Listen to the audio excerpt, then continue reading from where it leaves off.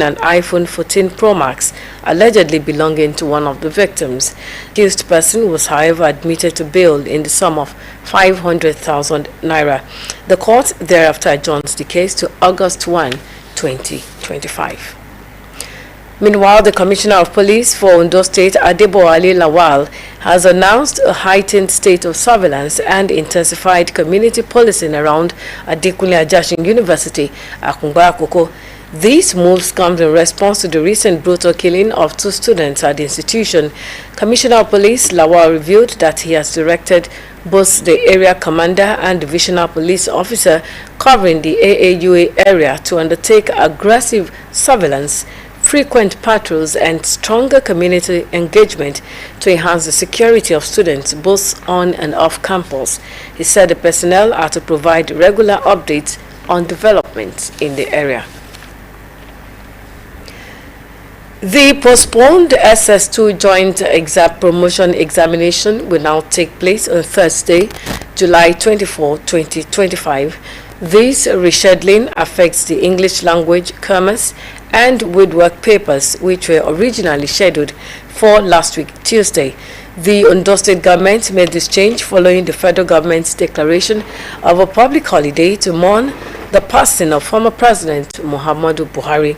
Students, parents, and examiners are advised to take note of the new date and prepare accordingly. The Ministry of Education, Science and Technology apologizes for any inconvenience caused by the postponement. Ondo State Governor Lucky Aiyedatiwa has reiterated the call for true federalism, the establishment of state police, and greater devolution of powers to sub-national governments. Governor Aiyedatiwa made the call at the Southwest Center B public hearing on the review of the 1999 Constitution as amended, organized by the House of Representatives Committee on Constitutional Review. The event was held at the International Center for Culture and Events, the Dome, in Akure, the Ondo State capital. Our government house correspondent Zime BM's report is presented from our studio.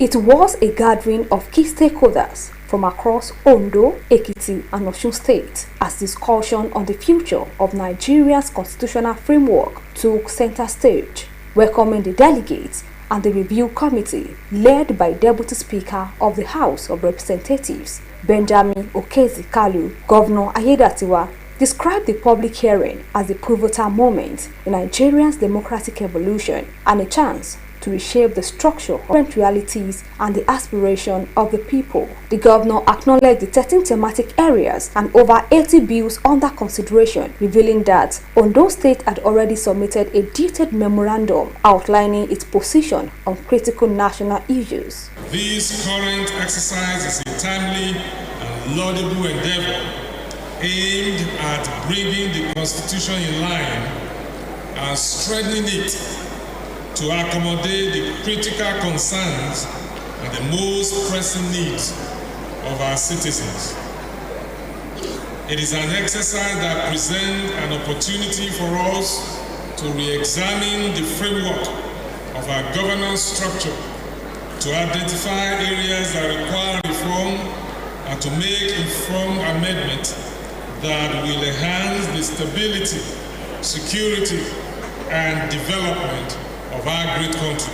One of the major proposals backed by the Ondo State government is a restructured fiscal federalism model, one that allows states to retain 60% of their internally generated revenue, remitting 40% to the federal government. Governor Aiyedatiwa also called for a review of the revenue allocation formula, which he described as being skewed in favor of the federal government. On the issue of security, the governor advocated for the establishment of state police, highlighting the limitations of the current centralized policing system in addressing the security challenges across states. It is sufficiently clear that the growing insecurity in the country has rendered centralized police structure unsustainable.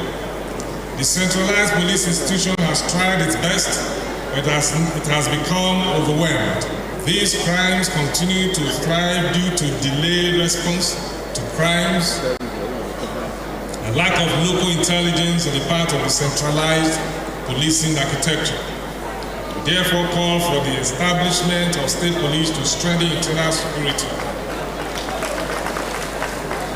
This position is further strengthened by the success story of the Amotekun Corps under the Western Nigeria Security Network, which has significantly improved community policing, deterrence and intelligence gathering, in spite of being restrained from handling sophisticated weapons and lack of prosecuting powers. Governor Aiyedatiwa also demanded an amendment to Section 44 of the 1999 Constitution to remove mineral resources from the exclusive legislative list on local government administration. The governor pushed for constitutional recognition of Ondo State's 33 local council development areas in line with similar demands from Lagos State.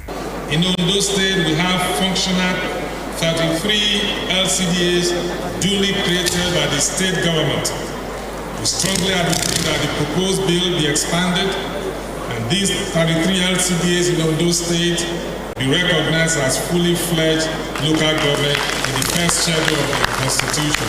He equally declared support for the creation of new states, as proposed in some of the bills under review, but was firm in rejecting any plan that could further weaken state autonomy. The position canvassed by Governor Aiyedatiwa received backing from delegates representing Ekiti and Osun states, who echoed similar sentiments and urged the federal government to collaborate more with subnational governments in creating an enabling environment for inclusive growth.